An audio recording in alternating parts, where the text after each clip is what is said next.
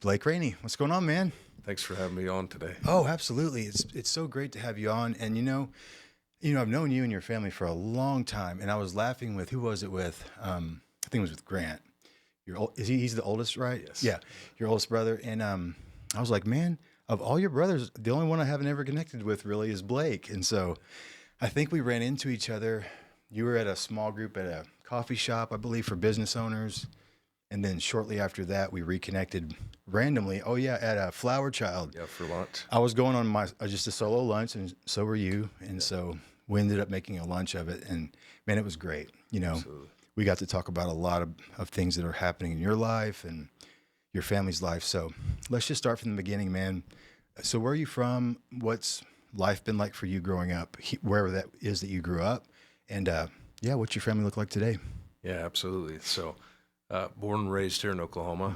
If you don't mind pulling that mic a little closer to you, that'll be helpful. Yeah, sir. Born and raised here in Oklahoma. Yeah. Northwest Oklahoma City. And, one of three boys. I was the middle. Okay. And so I always joke that we're the most well-rounded, and but had a great father and a great mother. And, so I just want to honor them and everything they invested in us and just, raised us in a godly home. And, we were homeschooled.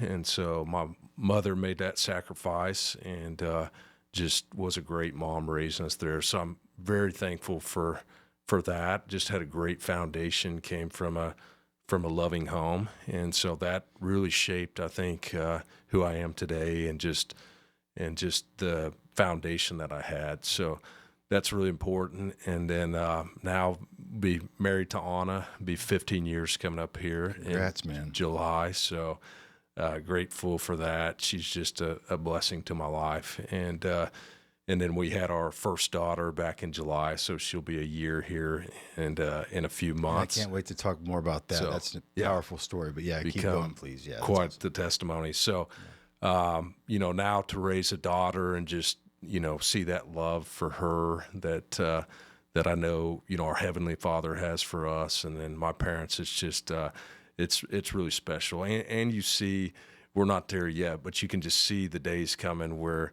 Some of the difficulties we gave our parents are coming back our way. So 100%.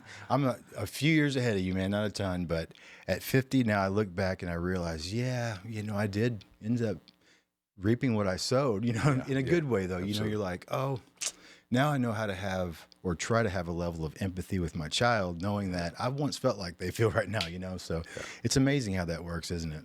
It is. So awesome. So tell me about Anna, your wife. What does she do? Does she work outside of the home? You said, or inside the home? What does she do currently? Yeah. So we met playing basketball at a homeschool tournament. So, I'd say each one of our parents had such a, role in us, meeting each other. And so we had a really good foundation, similar backgrounds, both came from a Christian home, and so that really set us up for success in marriage. But Anna's very she's a go-getter, she's a lion, and so she had worked in the business industry for 12 years and was with a law firm, and then transitioned to a marketing video company, and so she's always done really well in that regard. When we had Kennedy, we felt the Lord was calling us for maybe her to transition to a full-time role within the home. Mm-hmm. And so we're in the middle of that transition now. And it's been really neat to watch her, become a mother. And we just think that that's really important for Kennedy. Sure. And so, we're willing to make a few adjustments and things and just so that she can have that one-on-one care from Anna. So that's really amazing. Obviously, knowing Anna, she, very much so successful person, like yourself Absolutely. As well.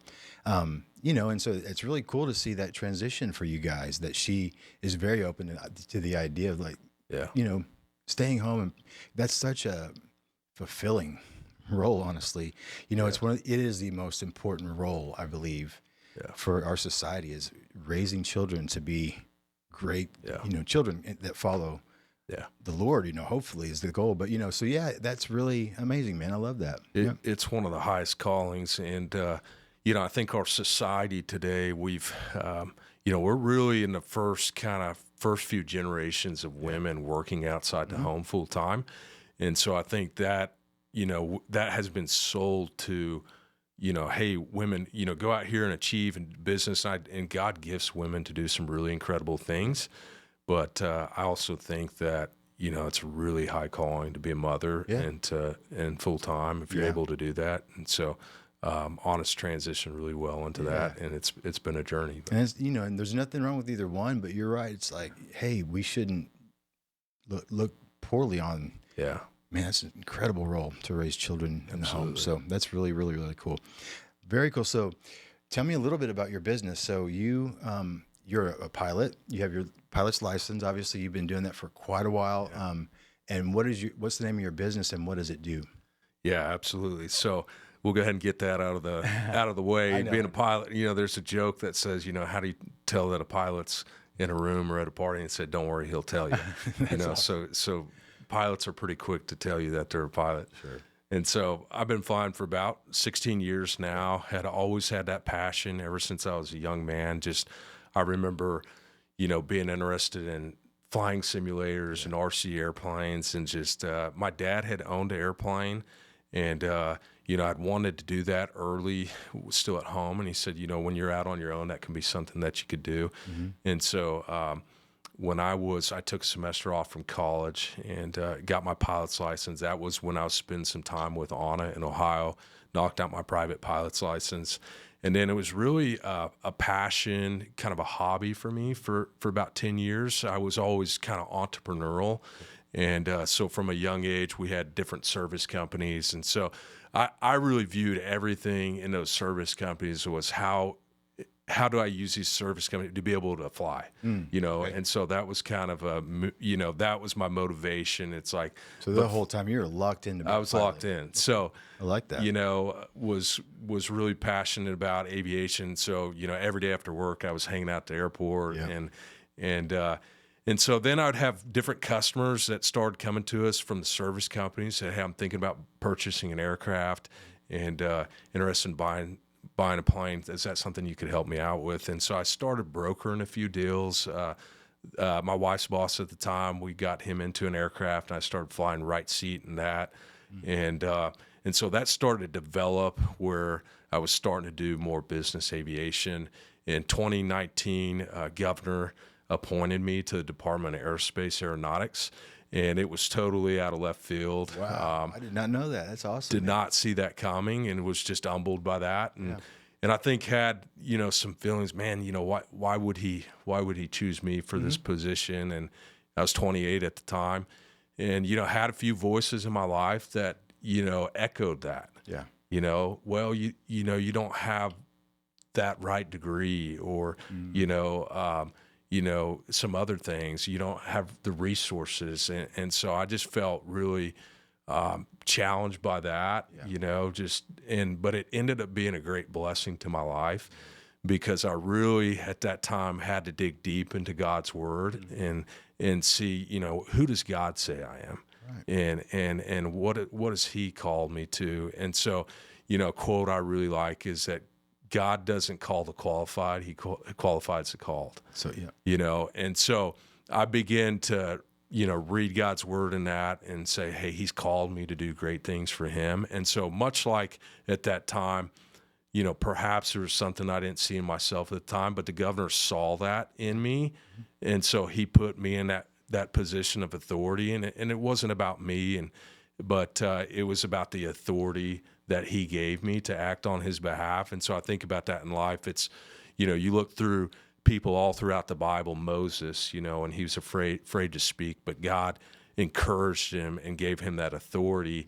And I've also heard, a officer, when he's directing traffic, he can't physically stop those cars, but it's the badge, the authority that the department gives him, that he's able to do that. And so that was a turning point in my life, and I felt like I had been called for something. And so that was pretty special. Around that time, I met Bobby Greenwald. Oh yeah. And who was part of YouVersion Bible app. And so at that time, he was trying to, fly in 40 different aircraft. Bobby's an accomplished pilot. And so I had reached out to him on Instagram and sent him a DM, and that's awesome. And said, Bobby, if you've would be ever interested in flying an open cockpit biplane, I'd love to have you out and take you up. And so he came out one afternoon, which is pretty remarkable because he didn't know me at the time. And you're getting in this open cockpit biplane with someone that you don't know at all. Yeah. So we had a great time, and then he had a passion for aviation, and so we began to fly together. And Bobby had a big influence in my life in that season because for so long, I had grown up in a Christian home. I had given my life to the Lord as a young man, and I had said the prayer pretty much every time there was an invitation for that. But I was not engaged in God's word. And so, we always went to church, and but I was not reading the word. And so the YouVersion Bible app really helped me get engaged in the word on a consistent level. And I heard a sermon one time as a young man in my early 20s, and he said, you can go to a Thunder game, cheer for Westbrook, know some stats about him, and wear his jersey, but at the end of the day, if he walked past you, he wouldn't know who you were. Like, about him, but you don't have a personal relationship. So that 2019, meeting Bobby, getting appointed, was a pivotal time. COVID happened. And, the Lord brought us through that in our businesses, and he provided some jobs that just came that were able to keep us through that. But I just remember kind of feeling burnt out. I didn't really feel like I was in my calling. And so, through those years, a guy, Greg Gunn, you maybe know him, he was talking about Family ID. Yep. Yeah. He would talk about how, as a business leader, you can have maybe a greater impact than a pastor, because a pastor's got, once a week for 30 minutes with the same people. And you're spending 40, 50 hours a week with people who might not come to church. And so that was a big voice in my life at that time. That's great. And going back to the aviation business, we had an individual that came in to one of our service companies, was help us develop and grow that. And he said, hey, my brother-in-law works at this construction company. They've got an aircraft. They're looking for somebody to manage. Perhaps you could help them out. And so I asked him, what kind of plane is it? And he said, well, it's a TBM. At that time, the TBM was kind of my dream airplane. Really? Single engine turboprop, fastest turboprop in the world.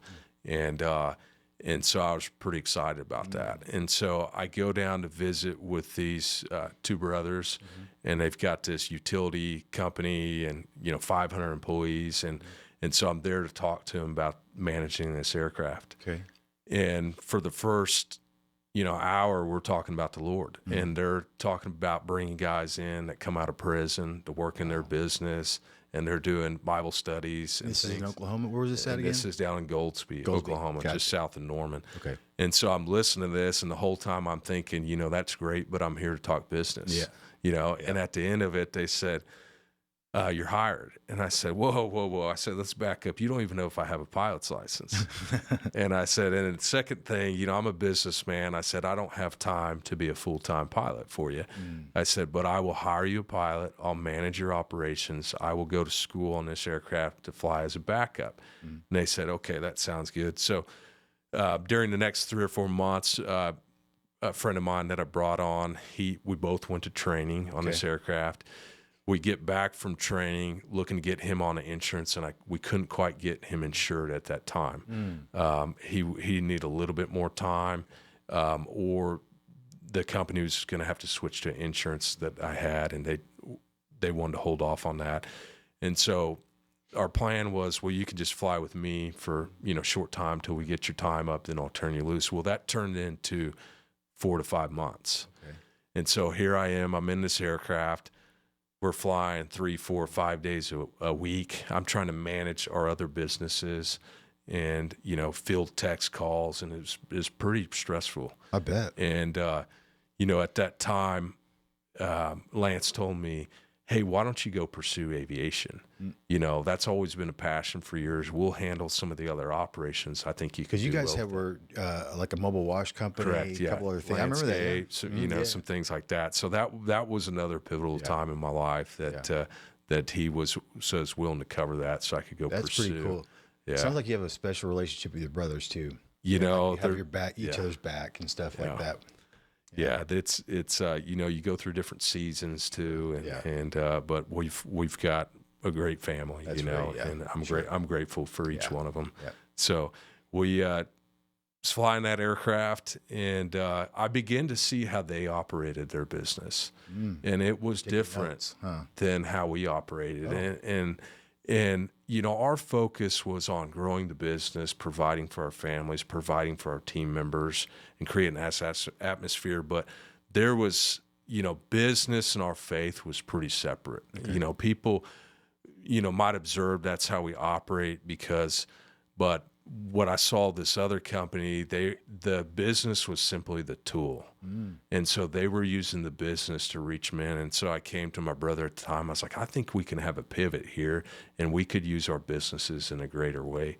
And so we begin to do, you know, pour into our guys, and we begin to see God do some pretty incredible things in our team members' hearts and our own.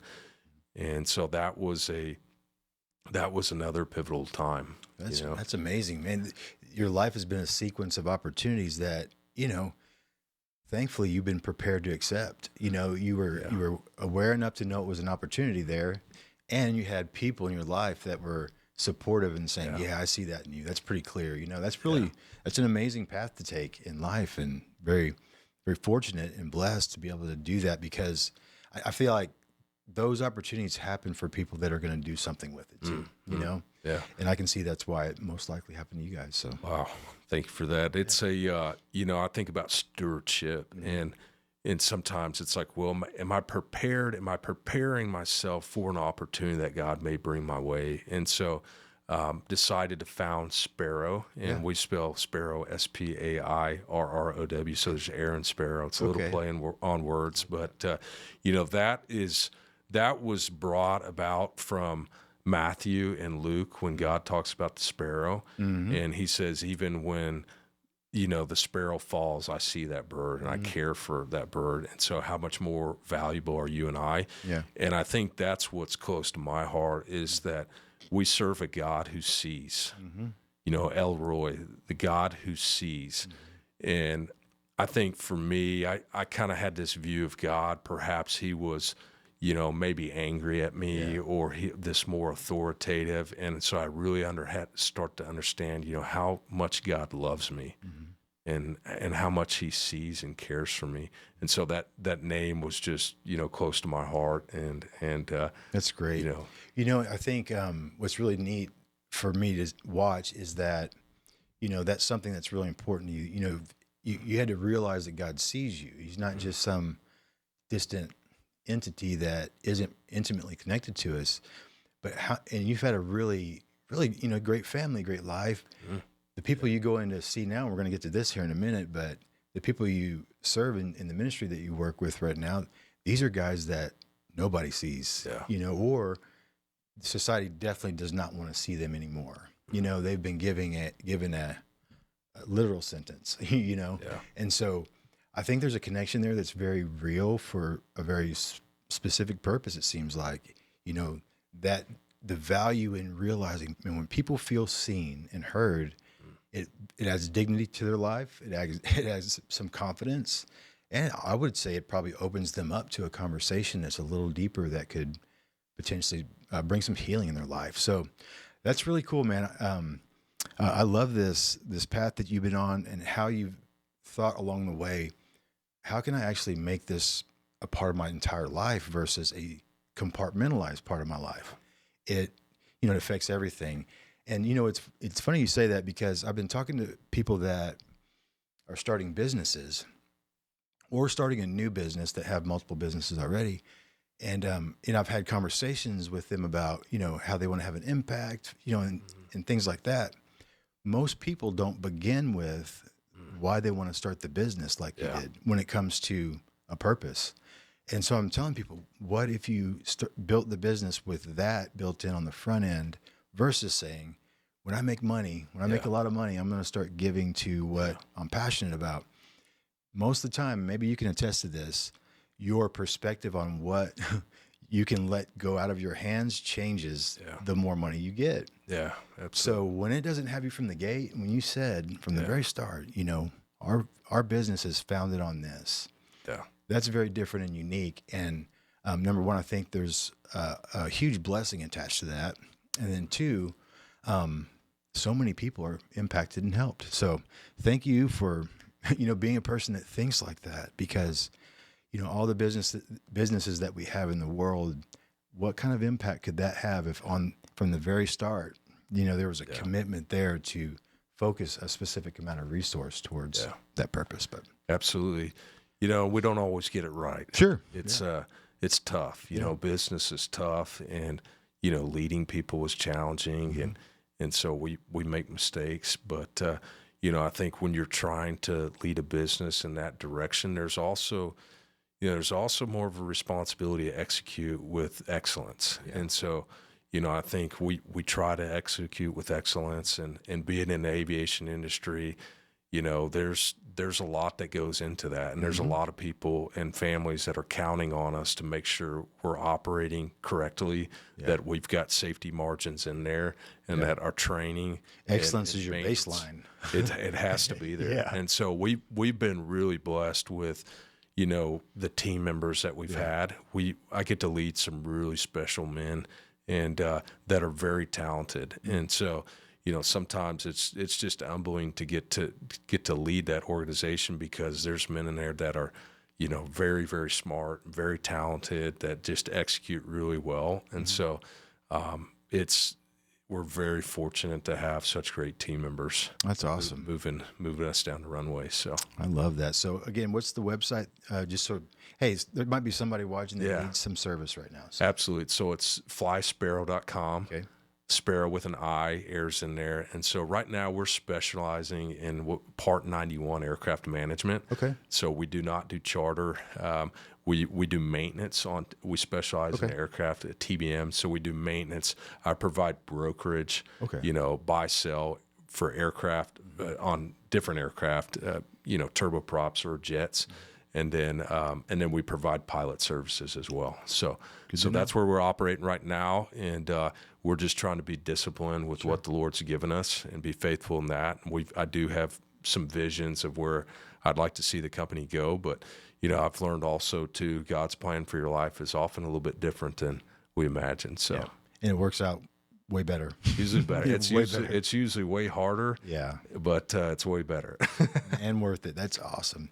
So, all right, let's talk about what you're really passionate about right now. It seems like, I think the last time we talked, you had just kind of stepped into this opportunity to go into prisons. Is that right? Absolutely. Tell us about what that looks like and what the ministry is you're working with. Yeah. So, you know, I shared with you about flying that aircraft for the company, and they were very involved with prison ministry and getting guys back into prison. So that fall, I went down to a aviation conference down in Florida called MBAA, and it was really, you know, seeking the Lord to direct me there. And so, you know, there were several things that week that happened, but the last day of the conference, a friend of mine sells jets for Cessna Textron out of Wichita.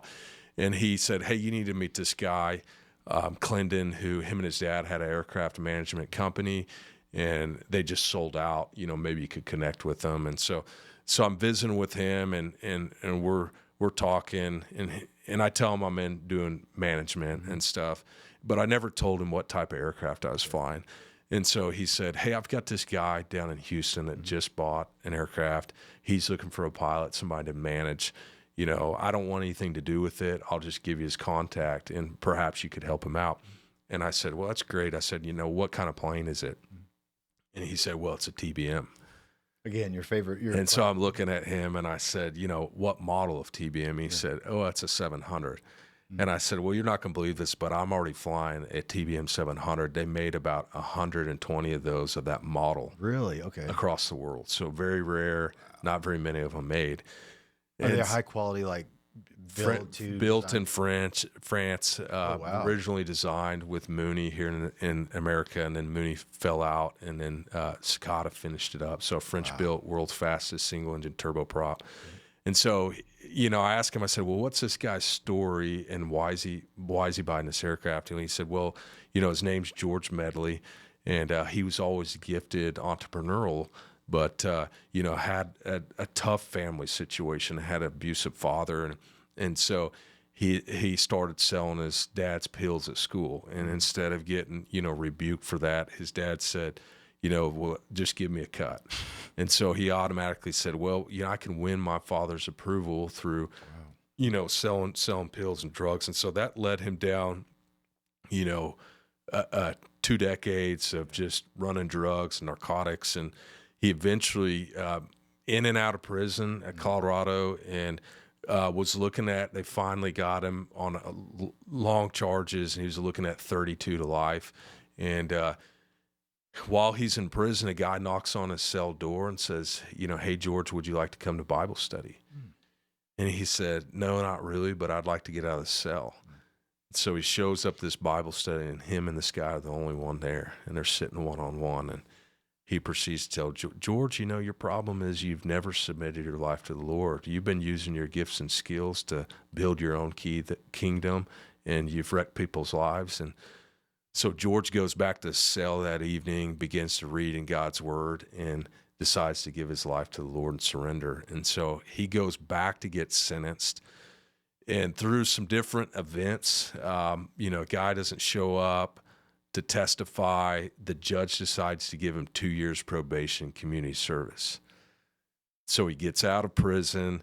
He starts buying, junk cars, taking them to the scrapyard, and eventually over years builds up this metals recycling business. Wow. That's awesome. And this gentleman in Florida is telling me all this, and he said, last year he did $32 million, and he's got an eighth grade education. But the reason he's buying this plane is he's going to use it to go visit guys in prison, share his testimony.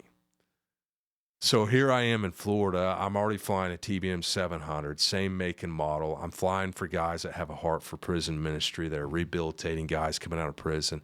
And so here I hear this other guy, same make and model. And I tried not to get ahead of God, but I could sense that he was doing something.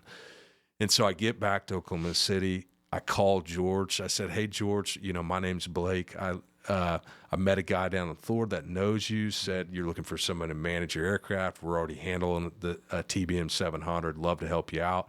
He told me in Houston is a plane down in Houston. And he goes, well, I just closed on it, but it needed some paint work done, so I had it flown up to Oklahoma City. Where do you live?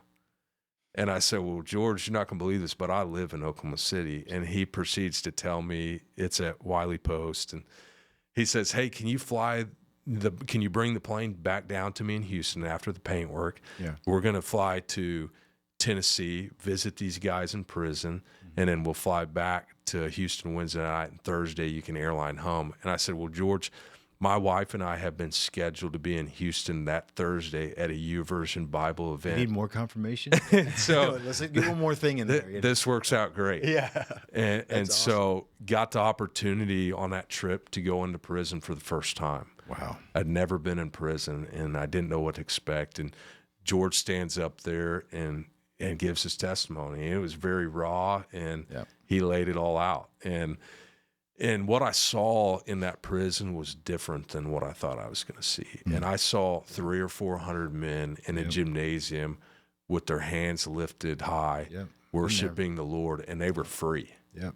And what I saw was freedom, because they had found freedom in Christ. And I thought about, there's so many men outside of those prison walls who would look at someone like that and think that their freedoms would be taken away, but yet they're living in such bondage, whether it be pornography, alcohol, addictions, things that, really they're enslaved in bondage. 100%. So. And we don't have to have an actual cage around us to be locked up in our own way, And I think that if we realize that about our humanity, or each one of our own individual humanity, we probably would take it a little bit easier on each other too, you know, realizing that, you know, honestly, by God's grace, that would be me, you know? Absolutely. So, there's, you know, it's always funny as you go into prison, and I've gotten some opportunities, as you've mentioned, over the last few years to share, and you know, you always go in there and I've got a word, and you know, to bring what do these guys need, and I think mainly encouragement, you know, for them to feel seen, but you know, I always get ministered to when I go in there, and there's some men in there that, you know, they study God's word and they read God's word, and outside of those walls, we have so many distractions, and so it's really easy not to be consistent, and so because we have so many other things that can distract us. And they're all good things most of the time, and that's what makes it even more of a trap, you know, for us, you know, out here. Absolutely. You know? Well, I know that was surely impactful, you know, because, you know, I've been in that crowd, you know, as a prisoner, and I've been back to share and speak, and man, there's a level of desperation, I think, that kind of exists in that environment for sure. But sometimes, you know, we have to get to our lowest point to really look to where the actual answers are, you know. And so that prison does create that environment. But I've seen some of the most powerful men come from that environment and do incredible things. You know, the chairman of my board, we were incarcerated together, you know, and he leads several incredible businesses, and he's a great, great man, you know. It's really up to each individual. What do you want to choose to do with this time you have, maybe, you know? You're going to read God's word, or are you going to invest in yourself intellectually? What are you going to do? Or are you going to lay there and, you know, talk, you know, maybe be a victim, or not choose to grow to the place to where you could be a successful person? So I love that guys like you go in there, because it's a representation of what, you know, could be when you live a good life, you know. Obviously they can't go back and live all the good things that you experienced that they didn't, obviously, but you can take some notes from people who are living a good life, and you can take those notes and apply them to your season moving forward. So I love that. I think one of the heartbreaking things that I see, you know, especially going into a women's prison, is, you know, we had the opportunity to go into women's prison, Ann and I, and what was tough there was, I feel like most of those women there because of failed leadership from a man. And in the men's prisons, you know, usually there was a father, you know, they had an abusive father or absent father. And in the women's prison, it was either they had a father, absent father, abusive father, or that a husband was not leading them. And so I think, you know, a challenge that is in our society today is that we do not have men stepping up to be godly fathers and godly husbands. And there's some passivity there, and we're not taking leadership in the home. And that's, you know, Satan's coming after that. He's coming after the family. We've got high divorce rates in our state, and we have a breakdown of the family. And, you know, I see it in young men that I lead, and parents have gotten divorced, and that's a very challenging thing, and it can dictate what those young men, what they're like, because there's so much, you know, challenges from that, you know. And so I think we've got to have a call to action, you know, men in our state to step up, say, I'm going to pursue God, I'm going to lead my family, because I think we can break these cycles that you see when you go into prison. And it's, you know, some of the stories, and that's why I go back to just, you know, such a heart of gratitude for my father, and just because, you know, if I was in some of those situations, you know, I'd probably be right there too. You know, and it's by the grace of God that had a dad that you knew would snatch you up quick, a father, you know, and so that loved you and gave you the environment that made you not want to do that. Absolutely. And so, you know, too, with that, it's like, okay, well, you know, if God's given me that, you know, what am I going to do with that? And how am I going to steward that? And how can I be a voice to speak life and encouragement, you know, to young men and people in prison or community?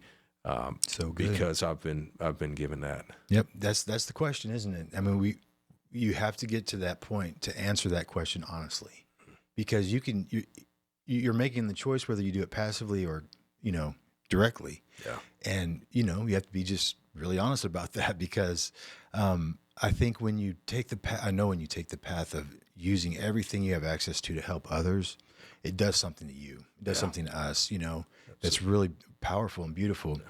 But it also opens up doors that may never have been open for others too. It's just a no-lose situation, honestly. Being an aviator, I always bring things back to aviation terms. And so, when we're flying an aircraft, we fly headings, north is 360, east is 090 degrees radial, south is 180. And, a heading change in an airplane, we make different heading changes for weather, for traffic, all the things. And if you're just a few degrees off, it really may not seem like a big deal. And a few degrees off is not noticeable at first. But over time, that variation, that deviation becomes greater. And so I think about that in life is sometimes it's these little decisions that we make early on in life, and they don't really seem like a big thing. Mm-hmm. And over time, we continue to make wrong decisions, poor decisions, and we start to drift. Compounds. And we start to get off course, and the next thing you know, we're 40 miles off course. Well, there's terrain there. Mm-hmm. There could be weather. Mm-hmm. There could be other traffic. And so eventually, there could be a catastrophic event because I've drifted. Mm-hmm. And so, I think you see that all through the Bible. It's like how, we've got to have men in our lives that are keeping us accountable, that are willing to speak into our lives and say, hey, like I think you're drifting a little bit in this area, and to check us because we're all human. We all make mistakes. We're not perfect, and it's easy to get off course. Yeah. And so, we've got to get back on. But the good thing is it's just always one step back. It really is. To the Lord. So it really is. Well, Blake, thank you so much. That's a great way to end it. That's a great analogy, and I love that too because we always say this at City Center. If we can just nudge the trajectory of a student a little bit right here where we're at in their life today, in the positive way, they'll be in a totally different direction than they would have been if they would have kept going the course they were on. So to use your analogy a little bit, we can also bump that trajectory in a good way towards a different direction, And so I guess the point in saying that is if you've made a lot of bad decisions, there's still an opportunity to nudge that trajectory. Absolutely. And so I love that you're helping guys in that scenario too, and even younger people that have not made those decisions yet. Here at City Center, hopefully I think there's an opportunity to really communicate that message to our kids. But Blake, thank you so much. Send on our love and Kennedy. And we got to bring you back because the most important story we missed. It's already been 45 minutes. I know, it really has. Where were we at on time, actually, Bryce? About 45? Okay. Yeah, we'll have to bring you back. Well, let's just go ahead and tell the story real quick. We'll keep rolling and we're going to tell this story because I think it's just so powerful. Okay. So Blake, Kennedy, your daughter, your oldest daughter. Oh wait, can I say that? Yeah. because do you want people to know though? I guess should I say? Yeah, we can maybe get to it. Yeah. Okay. All right. So Blake, your daughter Kennedy, she is pretty remarkable. So I think there's a pretty remarkable story behind her coming to be with us. Coming to this earth, being born. Could you share? That story and what that was like for your family. I think this will be a very encouraging story on many fronts. But yeah, I would love to hear what your experience was like with her when she was born. Absolutely. Yeah. Well, Anna and I had been married for about 10 years and we got married young. I was 20. And so, she had been ready to start a family a little earlier. Yeah. And when I was finally ready, it took us a little while, and so we went through that journey like so many of infertility and just discouraging month after month and challenges and just didn't know if that was going to be a possibility. But we really felt for us that we were called just to trust the Lord and trust His timing. And so we found out I'd gotten back from a flight and Anna had said, we've got one on the way. And so that was just a really, really special day and just full of excitement. About 22 weeks into the pregnancy, we were made aware of a concern with her heart. And so they had done some scans and were worried about her right pulmonary artery. They decided to go ahead and move us to OU Children's for the birth. And so, we had that to deal with early on in the pregnancy, not knowing what that was going to look like. And your first-time parent, you're first young. time. Yeah. And so they had kind of briefed us, hey, we'll do the delivery here. We'll have a team of doctors. We'll evaluate, be prepared for open heart surgery very quickly. Yeah. And so, that's not anything as first-time parents that you want to hear. Mm-mm. And so, we were that was very challenging, but, Anna and I were standing firm that the Lord had it, and we had built a foundation up until that point that we were going to trust him. And so the time came for her to be born, and so they were going to induce on it so that they could have the timing, the right team there. And so, it was Sunday evening, and we had worshiped the Lord that Sunday and went down for Anna to get induced. And so the birth went really well. It was just such a great thing. And immediately after that, they take me up to the NICU, and so they're running tests and things, and getting ready to figure out when they're going to do the surgery. And so they scheduled the surgery for August 8th. They ended up moving it up to August 7th. And so the day of the surgery, we're there, and one of the hardest times in my life was, going down that elevator with her, with a team of doctors, and them telling us, hey, this is where you say your goodbyes, and we're going to start. And as a father, you just feel helpless. There's nothing I can do from this point. And so we're in the waiting room, and it was it's about 6 hours, and Dr. Burkhart comes in the room with an update, and very professional, and says, hey guys, everything went okay. There's some questions about blood flow to the right lung. We'll have more updates with you here later, but we're going to be wrapping it up. And so he leaves the room, and we felt like the wind had been sucked out of ourselves. We just, we weren't sure what that right lung was going to do. And just like, we were full of faith, but at that moment just felt discouraged. Sure. And what reality are we looking at here? And so, but I just had to remind, us that no, God's got it, and he's here. And so I go up to the cardiac ICU as I'm waiting, and Anna was down the hall, and there was another family in that room that day who had a family member, a young girl, 5 years old, who was also having open heart surgery the same time as our daughter Kennedy. And so I was visiting with them, and I could tell that they had the same hope that we had. And so, it was learning her story. And there was a girl in the back of the room, about high school age, beautiful, dark hair, just really sweet. And I began to visit with her, and I said, now, are you part of the family? Mm-hmm. And she says, no, I'm just a friend, but I had open heart surgery when I was 7 years old.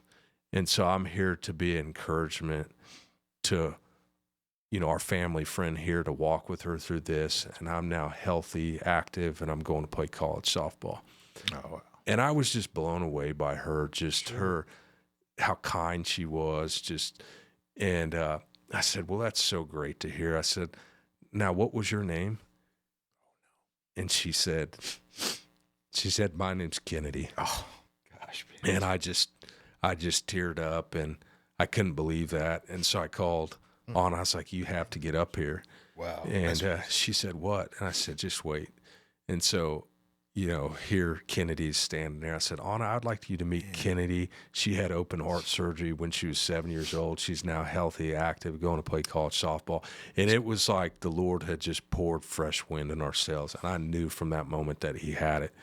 And so their family was able to pour into us. And all along the way, as I look back on that challenge, you know, God was there with us the whole step.